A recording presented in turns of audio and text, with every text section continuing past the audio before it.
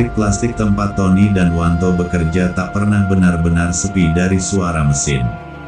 Tapi siang itu, ketika peluit istirahat berbunyi, suara itu seakan tenggelam oleh hiruk-pikuk para pekerja yang keluar ke kantin kecil di pojok belakang. Tony, pria asal Ambarawa, duduk di bangku panjang dengan tubuh sedikit membungkuk. Keringat masih membasahi leher kaosnya. Di sebelahnya, Wanto, teman satu shift-nya dari Jepara, menyulut rokok sambil menyeruput teh botol. "Untuk berapa bulan iki tuh?" tanya Wanto, matanya masih menatap rokok di tangan. "Setelah dipotong cicilan motor, sisa 600-an. Kudu cukup buat anak lanang sekolah, bayar kontrakan, Bone juga minta kiriman," jawab Tony lirih. Wanto mengangguk pelan, wajahnya mengeras. "Aku malah kepikiran buka warung kopi kecil di Jepara. Tapi modalnya dari mana?" Mereka diam sebentar. Tony menatap kosong ke arah lapangan kosong belakang pabrik. "Kowe pernah krungu Gunung Kemukus?" tanyanya tiba-tiba. Wanto menoleh, agak kaget. "Gunung Kemukus, sing pesugihan tukar pasangan kuwi." Tony mengangguk. "Temenku dari Ungaran pernah cerita. Katanya kalau jalan isyaratnya, bisa cepat dapat rejeki. Asal kuat mental." Wanto tertawa kecil, getir. "Tapi kuwi kan harus sama istri orang. Kita juga bisa ngajak istri masing-masing. Kita tukeran, sekali semalam saja, lalu jalani ritualnya. Cuma sekali. Setelah itu kembali normal." Sunyi. Suara kipas angin tua di langit-langit kantin terdengar nyaring. Wanto mematikan rokoknya di bawah sandal. "Kowe serius?" Tony mengangguk. "Aku sudah ngobrol dikit sama istriku. Dia nolak mentah-mentah. Tapi, pas aku bilang ini buat masa depan anak, dia mulai mikir." Wanto mengusap wajahnya. "Istriku pasti ngamuk. Tapi aku juga gak tahan hidup terus begini. Anak-anakku butuh masa depan." Obrolan mereka terhenti saat bel kerja berbunyi. Mereka kembali berdiri, mengenakan helm kerja, dan masuk ke barisan mesin. Tapi hari itu, bukan mesin yang berdengung paling keras di kepala mereka, melainkan suara-suara tentang Gunung Kemukus, dan keputusan yang bisa mengubah hidup mereka selamanya. Malam itu, udara di sekitar lereng Gunung Kemukus terasa lembab dan pekat. Cahaya bulan purnama menerobos celah-celah dedaunan, memantulkan sinar ke tanah yang ditumbuhi rumput liar dan tanaman perdu. Di depan sebuah candi tua yang mulai ditelan lumut dan waktu, Tony, Wanto, serta istri-istri mereka duduk bersila membentuk lingkaran. Di tengah lingkaran itu, seorang pria tua mengenakan belangkon dan busana tradisional Jawa tampak hikmat. Dialah Mbah Waryo, juru kunci yang sudah puluhan tahun menjaga situs keramat tersebut. "Janji yang kalian ucapkan malam ini tidak bisa dicabut semudah janji manusia biasa," ucap Mbah Waryo lirih namun dalam. Tangannya menunjuk ke arah sesajen yang terdiri dari kembang setaman, kelapa muda, rokok linting, dan 2 piring nasi berisi lauk sederhana. Tony dan Wanto menatap istri mereka yang duduk bersisian. Mereka sempat saling pandang, seakan bertanya lewat sorot mata, apa kita benar-benar akan melewati ini? Desakan hidup, utang, dan impian membuka usaha sendiri telah menenggelamkan rasa ragu mereka. Dalam ritual itu, pasangan diminta untuk bertukar demi memuaskan makhluk penunggu tempat suci. Ini bukan hanya tentang tubuh, tapi juga tentang pengorbanan dan pembuktian tekad. Ayu, istri Tony, tampak memejamkan mata dengan napas berat. Sementara Sari, istri Wanto, sesekali menatap tanah. Meskipun ada kegelisahan, tidak ada satupun dari mereka yang mundur. Mereka sudah terlanjur jauh. Mbah Waryo lalu menaburkan bunga dan membakar kemenyan. Asap mengepul, melayang perlahan ke udara malam. Mulai malam ini, rejeki akan terbuka. Tapi ingat, siapa yang serakah, akan ditelan tanah ini. Setelah ritual usai, mereka kembali ke penginapan sederhana di kaki gunung. Malam itu, Masing-masing pasangan menjalani tugas dalam kamar remang yang hanya diterangi lilin. Tak banyak kata, hanya diam dan saling menguatkan dalam hati, berharap ini bukan keputusan yang akan disesali selamanya. Beberapa minggu kemudian, usaha Tony mulai berjalan. Ia membuka warung makan di depan pabrik, ramai oleh karyawan yang ia kenal dulu. Sementara Wanto sukses menjual mebel kecil-kecilan dari rumahnya di Jepara. Rejeki mulai datang bertubi-tubi. Bahkan mereka bisa membeli motor baru dan membantu orang tua. Namun diam-diam, setiap kali Tony ke Jepara, ia tak hanya urus bisnis. Ia mampir ke rumah Wanto, dan begitu juga sebaliknya. Hal yang dulu hanya untuk ritual, kini jadi kebiasaan. Saling mengunjungi, saling berbagi. Tanpa disadari, mereka masuk ke jurang yang lebih dalam dari yang mereka kira. Warung makan milik Tony makin ramai. Letaknya strategis, tepat di depan pabrik tempat ia dan Wanto dulu bekerja. Pelanggan datang silih berganti, menikmati nasi goreng, soto, dan kopi panas buatan Ayu, istrinya. Di Jepara, usaha mebel Wanto juga melejit. Pesanan datang dari toko-toko furnitur di kota.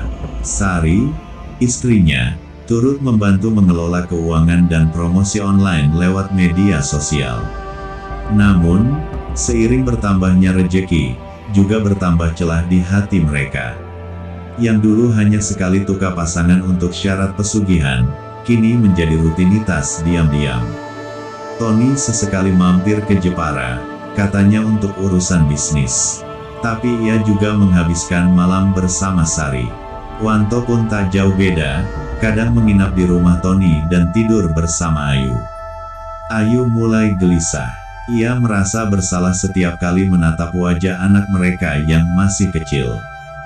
Suaminya tampak berubah, lebih dingin. Ia sendiri tak tahu kenapa, tapi rasa cinta yang dulu kuat kini mulai goyah. Begitu juga dengan Sari. Ia merasa hampa. Hubungan mereka yang dulu hangat kini terasa seperti formalitas. Suatu malam, setelah Tony pulang dari Jepara, Ayu duduk di ruang tamu dengan mata sembab. Ia membuka percakapan yang selama ini ditahan. "Tuh, kita ngelakuin ini buat apa sih?" tanyanya pelan. Tony diam, menunduk. "Buat masa depan. Masak masa depan dibangun dari dosa." Suara Ayu mulai bergetar. "Awalnya aku rela, karena percaya kita bisa berubah. Tapi kok malah makin jauh." Tony menatap istrinya, hatinya tersayat.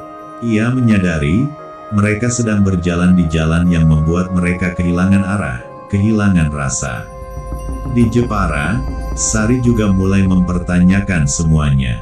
Ia mulai rajin ke pengajian, mencoba menenangkan batinnya yang kacau. Ia diam-diam menulis diari, curhat tentang perasaannya, tentang suaminya yang kini terasa asing. Lalu bencana kecil datang. Pelanggan warung Tony tiba-tiba mengeluh sakit. Isu soal warungnya menyajikan makanan gak bersih merebak. Dalam seminggu, omset turun drastis. Di sisi lain, mebel buatan Wanto ditolak sebuah toko besar karena dianggap cacat produksi. Salah satu pekerjanya juga kabur bawa uang muka pelanggan. Tony dan Wanto mulai panik. Mereka merasa seperti dikutuk. Semua kemudahan yang mereka nikmati mendadak runtuh. Pagi itu, warung Tony sepi. Tak ada lagi deretan motor parkir di depan. Ayu duduk sendirian di bangku kayu, mengaduk kopi yang sudah dingin. Tony keluar dari dalam rumah dengan wajah lesu. Ia baru saja memeriksa catatan keuangan, rugi 3 minggu berturut-turut. Warung mereka hampir tak punya stok. "Aku pingin kita berhenti tuh," kata Ayu pelan. Tony menatap istrinya. Ia tahu maksudnya bukan hanya tentang warung. Berhenti semuanya. Berhenti saling kunjung. Berhenti hubungan gelap itu. "Kalau enggak, aku pulang ke orang tuaku," lanjut Ayu, menahan air mata. Tony menunduk. Kata-kata istrinya seperti palu yang memukul kesadarannya. Semua yang mereka kejar ternyata perlahan justru menghancurkan apa yang paling penting, keluarga. Di Jepara, suasana tak jauh berbeda. Sari akhirnya mengajak Wanto bicara setelah salat maghrib. Mereka duduk berdua di teras rumah yang mulai retak di beberapa sudut. "Mas, kita udah cukup," ucap Sari lembut. "Aku gak kuat hidup kayak gini terus. Kita mulai dengan niat yang salah. Mungkin ini teguran dari Tuhan." Wanto hanya mengangguk. Ia terdiam lama. Di dalam hatinya, ia tahu, ia kangen kehidupan lamanya yang sederhana tapi tenang, sebelum semuanya berubah karena keserakahan. Seminggu kemudian, Tony dan Wanto bertemu di warung kopi kecil di Salatiga, titik tengah antara Ambarawa dan Jepara.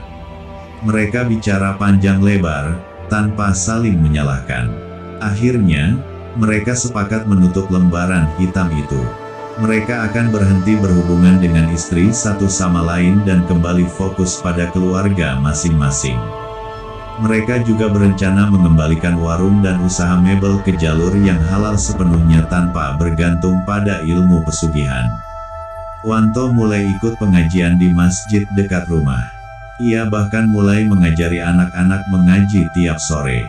Sari membuka kelas masa kecil di rumah untuk ibu-ibu sekitar.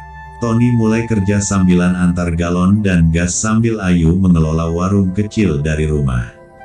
Perlahan, kehidupan mereka mulai pulih. Mungkin tidak mewah, tapi tenang. Dan malam itu, di tengah lantunan ayat Al-Quran yang diputar dari radio tua, Tony dan Ayu makan malam bersama anak mereka. Di Jepara, Wanto dan Sari tertawa kecil sambil membungkus pesanan catering rumahan. Mereka sadar, berkah sejati datang dari kejujuran, bukan dari jalan pintas yang gelap. Beberapa bulan telah berlalu sejak Tony dan Wanto meninggalkan jalan pesugihan. Walau perlahan, keduanya mulai menemukan ketenangan baru. Hidup mereka tidak sekaya dulu, tapi jauh lebih damai. Suatu sore, Wanto mengajak Tony datang ke Jepara bukan untuk urusan usaha, tapi menghadiri acara pengajian di masjid desa yang diadakan oleh remaja Karang Taruna. Wanto kini menjadi pembina kegiatan rohani di kampungnya. Sari membantu mengelola dapur umum masjid. Di sela-sela acara, seorang pemuda bertanya, "Mas, dulu pernah kerja di pabrik ya? Kok sekarang aktif di masjid?" Wanto tersenyum. "Iya, dulu saya cari duit buat kaya. Tapi sekarang saya lebih pengen jadi orang yang tenang. Rezeki itu gak cuma uang, tapi juga waktu sama keluarga, kesehatan, dan rasa syukur." Tony juga mulai rutin menjadi narasumber di forum komunitas UMKM kecil di Ambarawa. Ia bercerita bukan hanya tentang bisnis, tapi juga tentang kesalahan yang pernah ia lakukan dan bagaimana ia memperbaikinya. Ia tidak malu menceritakan masa lalu kelamnya, karena dari sana justru banyak yang terinspirasi. "Jalan pintas itu kadang memang menggoda," ucap Tony di depan peserta pelatihan. "Tapi setiap kali kita melewati batas, kita sedang menukar ketenangan hati dengan ketakutan. Dan itu gak sebanding." Di rumah, hubungan Tony dan Ayu mulai membaik. Mereka kini punya waktu lebih banyak bersama anak. Malam-malam mereka diisi dengan cerita sebelum tidur, bukan lagi dengan pertengkaran. Di Jepara, Wanto dan Sari sesekali menerima tamu yang datang meminta nasihat atau sekadar curhat tentang kesulitan hidup. Mereka berdua jadi panutan baru di lingkungannya. Tony dan Wanto tetap bersahabat, tapi kini arah hidup mereka berubah, dari yang dulu saling memacu untuk mengejar materi, menjadi saling mengingatkan agar tetap lurus di jalan yang benar. Gunung Kemukus kini hanya tinggal cerita. Bukan lagi tempat mencari pesugihan, tapi kenangan akan sebuah titik balik, di mana dua pria muda belajar bahwa harta sejati tak bisa dibeli dengan ritual, tapi dibangun lewat kejujuran, cinta keluarga, dan keberanian untuk berubah.